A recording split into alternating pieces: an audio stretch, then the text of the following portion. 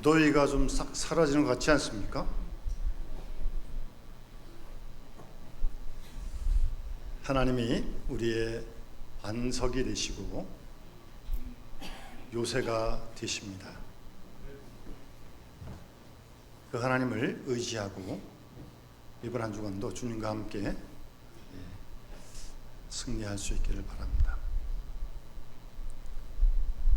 에스라서에 보면 하나님을 기뻐하는 것이 너희의 힘이라고 말씀하십니다. 하나님을 기뻐하는 것이 힘이라고요. 하나님을 기뻐하면 하나님께서 우리에게 때를 따라 필요한 힘을 구체적으로 공급해 주실 줄 믿습니다. 그래서 금방 찬양 가사에도 나의 힘이신 여호와여 내가 주님을 사랑합니다. 그렇게 고백하는 겁니다. 네. 자신이 하나님의 힘을 경험했으니까. 그러니까 여호와는 나의 힘이라고요. 요즘처럼 날씨도 무덥고 비도 오고 가만히 있어도 힘이 쭉쭉 빠지지 않습니까?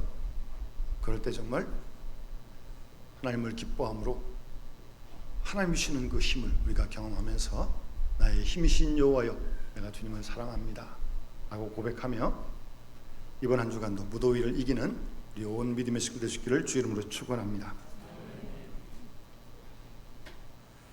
오늘 설교 말씀 제목이 신사적인 교회인데 왜 갑자기 뜬금없이 목사님이 신사적인 교인이라고 제목을 붙였을까? 혹시 그렇게 생각해 보신 적 없으세요? 하나님을 너무 잘 믿으시고 저를 믿기 때문에 전혀 그런 생각을 안 하신 것 같으시네. 오늘 본문에는 신사적이란 말은 없습니다. 그런데 이 성경 개역 개정판 전에 몇 년 전에 우리 개역 성경을 보았는데 그 개역 성경에 보면 오늘 본문에 나오는 11절에 베레아에 있는 사람들은 그 밑에 더 너그러워서 그렇게 번역했잖아요. 그 너그러워서라는 번역이 신사적이어서 그렇게 번역이 되어 있습니다. 그래서 제목을 신사적인 교인이다, 신사적인 그리스도인이다 그렇게 정했습니다. 결론은 분명합니다.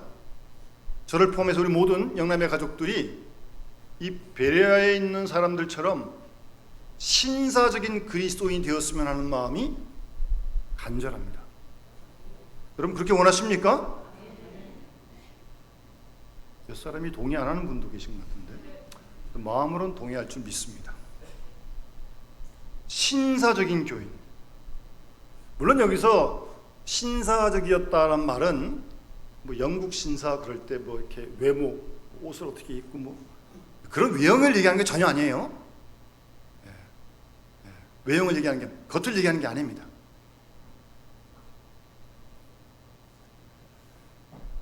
베레아에 있는 사람들이, 베레아에서 바울의 전도를 받고 예수 믿는 사람들이 신사적이었다 그렇게 말씀하고 있는 것. 그럼 도대체 이 신사적이라는 말, 지금 성경에는 너그럽다는 말인데 도대체 그 뜻이 무엇일까? 좀 우리가 좀 집중적으로 생각을 하면서 우리가 신사적인 그리스도인이 되었으면 하는 마음입니다. 우선 이 신사적이라고 너그럽다는 이 헬라어의 단어는 좀 특별한 단어입니다. 성경에 흔치 않는 단어인데요. 바울하고 누가만 몇 번 사용했습니다. 그 뜻은 태생적으로 날 때부터 좀 고상한 사람 그런 뜻입니다. 날 때부터 그러니까 후천적인 게 아니고요. 선천적으로 좀 고상한 사람. 그래서 이 단어를 누가복음 19장 12절에서 번역할 때는 어떤 귀인이 그렇게 번역을 했어요. 귀인이라는 게 뭐예요? 귀한 사람. 어떤 귀한 사람 그렇게 번역을 했고 이 단어를 그리고 고린도전서 1장 26절에는 문벌 좋은 사람 그렇게 번역을 했습니다. 그러니까 이 단어를 가지고 이렇게 번역한 걸 보면 이 너그럽다, 신사적이었다는 말 뜻을 우리가 짐작할 수 있지 않습니까? 그래서 선천적으로, 태생적으로 고상하다, 귀하게 생겼다, 그런 뜻입니다. 어쨌든 베레아 사람들이 신사적이고 너그럽고 고상했다는 겁니다. 그러니까 아마 이 베레아 바울을 통해 습게 된 사람들을 보니까 태생적으로, 선천적으로 심성이 좋다는 말입니다. 심성이. 이거는 뭐 어쩔 수가 없어요. 타고날 때부터 그런 거니까. 여러분, 사람도 가만 보면 타고날 때부터 아주 다혈질의 사람이 있어요. 아주 피가 팔팔 끓어요. 아주 그냥 막. 그런 사람이 있죠. 불같은 성격의 사람이 있어요. 그런가 하면 정반대의 사람이 있습니다. 좋게 얘기하면 차분한 거지만 아주 또 느린 사람이 있어요. 그건 어쩔 수 없어요. 선천적으로 그래요. 선천적으로. 그런 것처럼 이 베레아에 있는 사람들이 선천적으로 심성이 좋다는 겁니다. 이건 복이에요, 복. 자기가 노력한 게 아니에요. 반대로 심성적으로, 천성적으로 태어날 때부터 좀 심성이 또 안 좋은 사람이 있어요. 그건 어쩔 수 없는 거죠, 뭐. 그렇게 태어났으니까. 그래서 이렇게 경험적으로 목회를 하면서 가만 보면요, 그건 뭐 날 때부터 그런 거니까 어쩔 수 없는 겁니다. 그건 뭐 개인의 선택이 아니고요. 근데 선천적으로 좀 체질이 좀 안 좋은, 좀 이렇게 좀 심하게 표현하면 악한 거죠. 이런 사람들이 예수 믿고 나서 회심 와서 주 앞에 나오는데, 이런 사람들이 고침받을 때는요, 하나님의 손이 좀 많이 갑니다. 그래야 좀 어떻게 좀 손을 봐서 원한도 당하고 좀 매도 맞고, 그러면서 하나님이 그 날 때부터 그런 성품을 좀 고쳐가시는 거죠.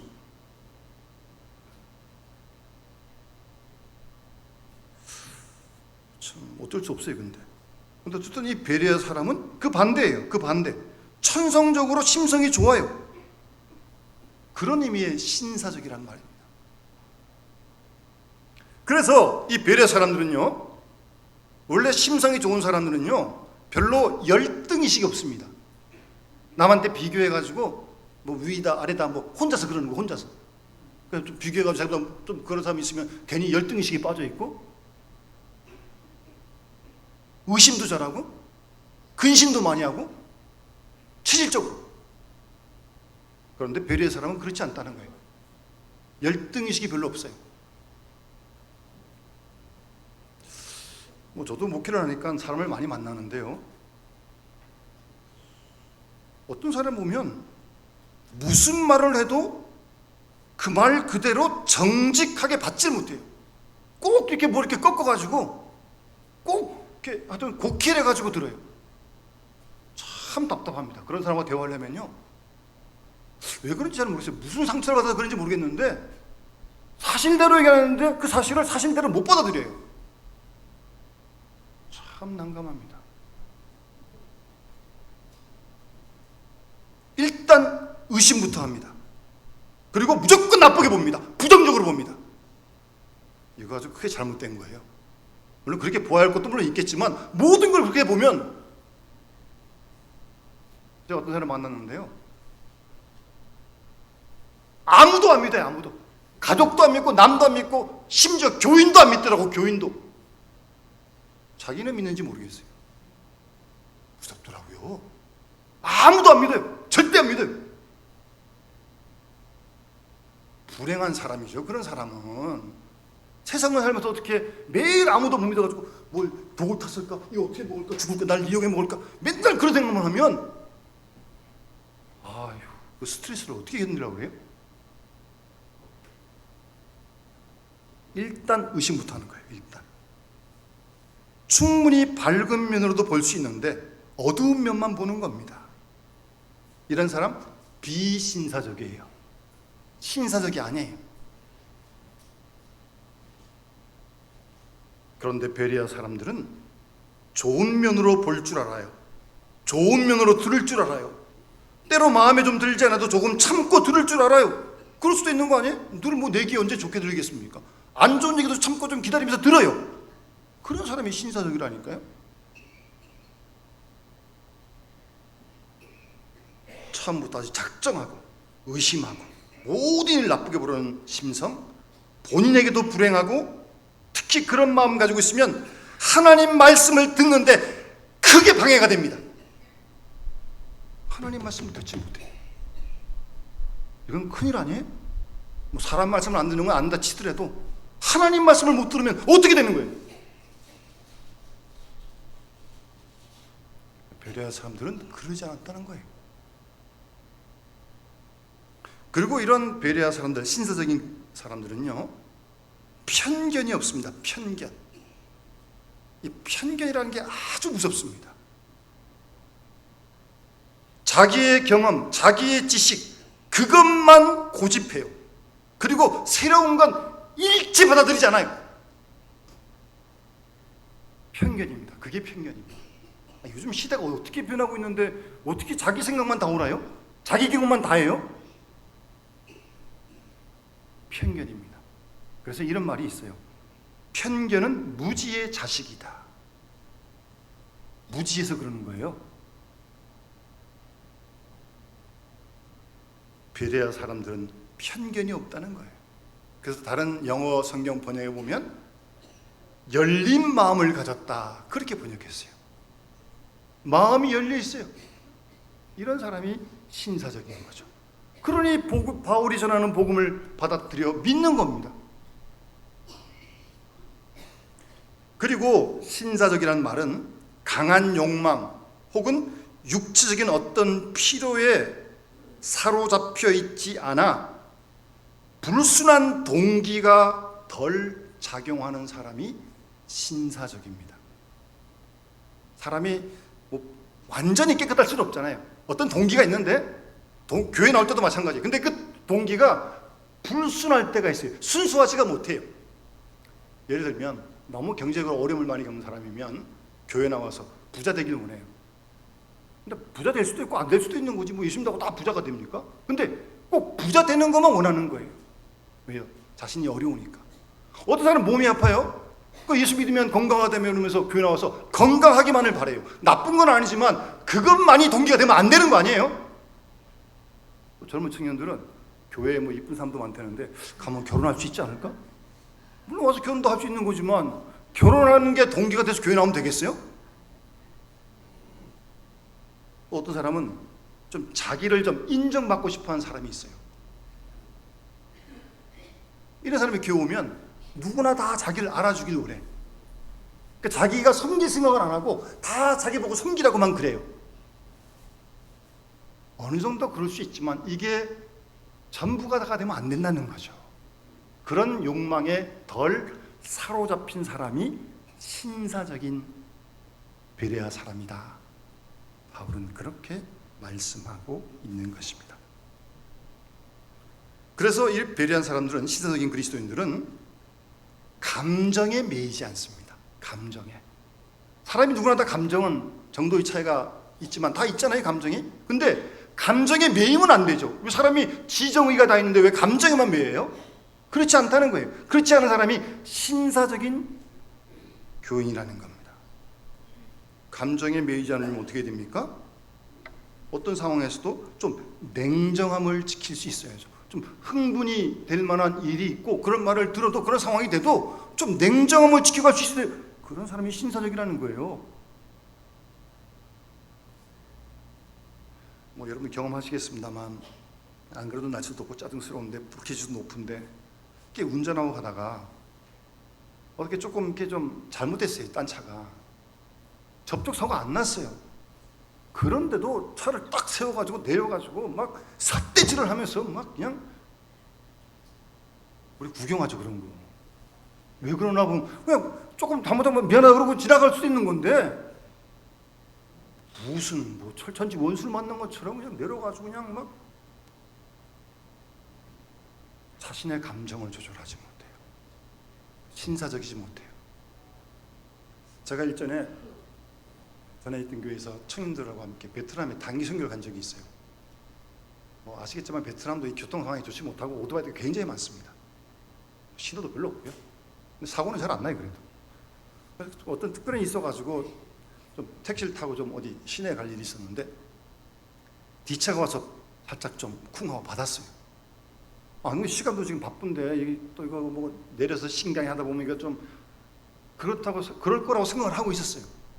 근데 기사 두 사람 다 아무도 안 내려요. 그 눈치를 가만 보니까 뒤에 있는 기사가 뭐 빵빵하면서 괜찮냐 그러는 것 같아요. 그러니까 제가 탄 택시 기사가 뭐 괜찮다고 그러는 것 같아요. 그리고 내리지도 않고 그냥 그대로 가더라고요. 또 이상하지 않아요? 상당히 저는 충격받았습니다. 우리 같았으면 난리 났을 게 내려가지고 그냥 뭐 니게 잡으면 내고 차면 그냥 그러면서 이제 막 예?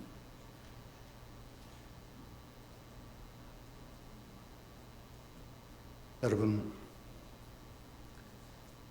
신사적인 교인은 감정을 잘 조절할 수 있는, 감정에 매이지 않는 그런 그리스도인이 신사적인 교인이라는 겁니다. 우리 다 그런 건 아니겠지만 뭐 너 살고 나 죽자도 아니고 나 살고 너 죽자도 아니고 너 죽고 나 죽자 그냥 뭐 다 같이 죽자는 거예요. 다 같이 그냥 그렇게 해서는 안 되는 거죠. 잠언 18장 13절 말씀 보면 사연을 다 듣기 전에 대답하는 자는 미련하여 욕을 당하느니라 라는 말씀이 있습니다. 여기 다 들어보세요. 충분히 다 들어보세요. 듣기 전에 대답하는 사람은 미련하다 그렇게 말씀합니다. 상대방이 무슨 얘기를 하면 끝까지 잘 참고 들으세요. 다 듣지도 못하고 듣기 전에 가만히 있어봐 알았어 그만해. 그거는 또 뭐예요? 무슨 얘기 할지 어떻게 알고 그만두라 그래요? 끝까지 다 들어봐야죠. 얘기하는데 급해요. 아주 급해요. 그런 사람 비신사적입니다. 그리고 이 비신사적인 모습은 즉흥적인 데가 있습니다. 즉흥적인 데. 너무 쉽게 결정합니다. 심지어 예수 믿는 것도 그래요. 지금은 좀 우리 교단이 다 바꿨습니다만 여러분 아마 기억하실 겁니다. 예전에는 세례받기 전에 학습을 먼저 받아야 됐습니다. 없앴어요. 우리 교단에서도 없앴습니다. 학습받고 6개월 후에 세례받겠습니다. 그 제도는 우리나라에만 있는 거예요. 왜 그랬겠어요? 예수 믿는 게 좋다. 뭐 그러니까 그래 믿고 보자. 털렁 믿는데 믿고 나서 보니까 이게 영 엉망이에요. 엉망. 안 되겠다. 학습을 먼저 받게 해서 최소한 6개월 훈련을 시켜가지고 세례받게 하자. 그래서 학습교회를 만들었던 거예요. 창피한 일이에요, 이건요.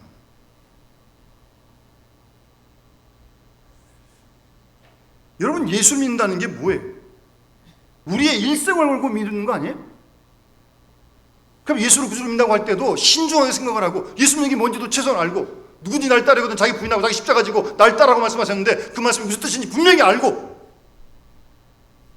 그래 내가 좀 부족하지만 나도 그렇게 해보겠다 그렇게 결단도 하고 그러고 세례도 받고 예수 믿고 그래야지 다른 거 그냥 예? 즉흥적으로 그래서는 안 된다는 겁니다. 베레아 사람들은 그저 한 번 전도받고 예수 믿겠습니다 그러지 않았다는 거예요. 오랫동안 성경을 상고하고 많이 생각을 하고 그리고 예수를 구주로 영접하고 믿겠습니다 그렇게 했다는 거예요. 그래서 이 신사적인 베레아 사람들은 수동적인 신앙이 아닙니다. 남들이 뭐 어떻게 한다고 따라하는 게 아니에요. 스스로 생각을 하고 결단을 하고 누가 뭐 하면 뭐하고 누가 안 하면 안 하고 그럼 되겠습니까? 하나님 말씀대로 해야지. 수동적인 모습은 신사적인 모습이 아니라는 겁니다.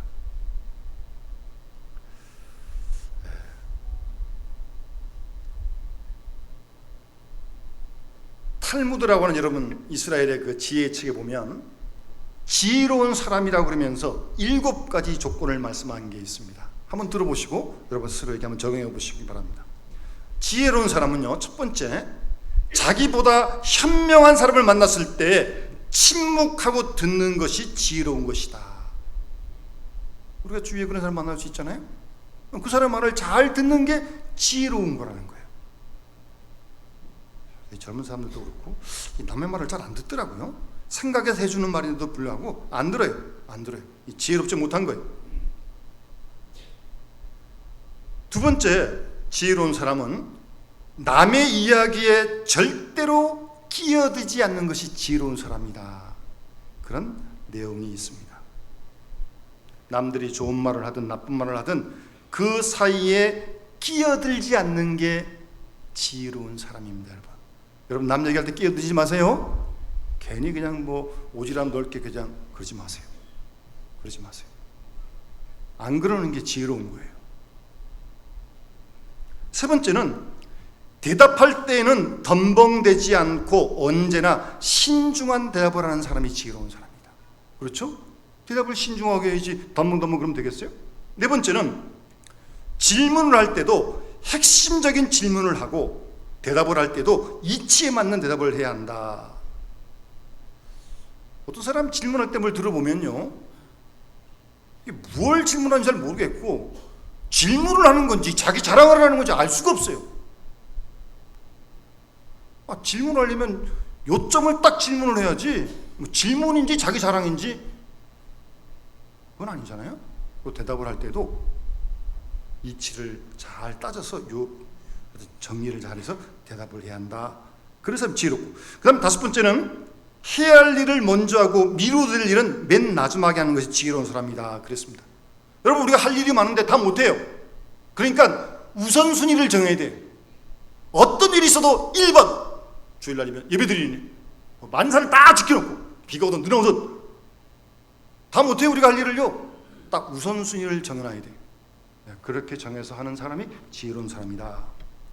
그 다음 여섯 번째는 모를 때는 모른다고 사실을 인정하는 것이 지혜롭다는 겁니다. 모르면 모르는 거죠. 이 세상 많은 지식을 우리가 어떻게 다 합니까? 제일 꼴벌견이 모르는데 아는 척하는 거. 이거 완전히 꼴벌견입니다. 모르면 모르는 거지 뭐 모르는 걸 어떻게 아는 척합니까? 모르는 걸 인정하는 것이 지혜로운 거라니까요.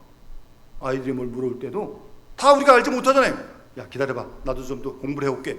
그러면서 이래야지. 그런 거 묻지 마. 딱 이렇게 그러면 그다음부터 대화가 안 됩니다. 마지막으로 지혜로운 사람은요, 진실을 인정할 줄 아는 사람이 지혜로운 사람이다. 사실을 사실대로 인정할 줄 아는 게요. 어떻게 보면 참 쉬운 것 같은데 이렇게 참 쉬운 게 어려워진 그것이 안타까운 거죠. 날씨가 비가 온다. 오면은 사실 아니에요? 비가 오는 건 비가 오는 거죠 뭐. 그거를 어떻게 이상하게 꽈가지고 뭐 머리 아픕니다. 진실을 인정할 줄 아는 것이 지혜로운 삶인 것을 말씀하고 있습니다. 그래서 탈무드에 보면 현명한 사람은 모든 것을 배우는 사람이다. 이런 일에도 저런 일에도 다 배우고요. 심지어 철학자, 헬라의 철학자 아리스토텔레스는 현명한 사람은 원수로부터도 배운다 그랬어요. 원수한테도 배울 게 있다는 거죠. 그런 사람이 지혜로운 현명한 사람이다 라고 말을 했습니다. 바로 베레아 사람이 이러한 신사적인 교인이었다. 그래서 그 다음 신사적인 베레아 사람들이 어떻게 했냐를 우리가 봐야죠. 예전 11절 말씀 보시면 간절한 마음으로 하나님 말씀을 받았다 그랬습니다. 하나님 말씀을 듣는데 간절한 마음으로 하나님 말씀을 받아요. 그게 신사적인 교인입니다. 이 시간 많은 사람들이 하나님 말씀 다 듣고 있는데 여기 받는 정도는 다 달라요. 우리가 일반적으로 보면 어린아이와 어린이를 비교해서 어린아이들이 좀 더 기억을 잘하잖아요. 그래서 어린아이가 기억력이 좋다 이제 그런 얘기를 하는데 교육학에서는 그렇게 얘기하지 않습니다. 어린아이나 어린이나 기억력은 같다는 거예요.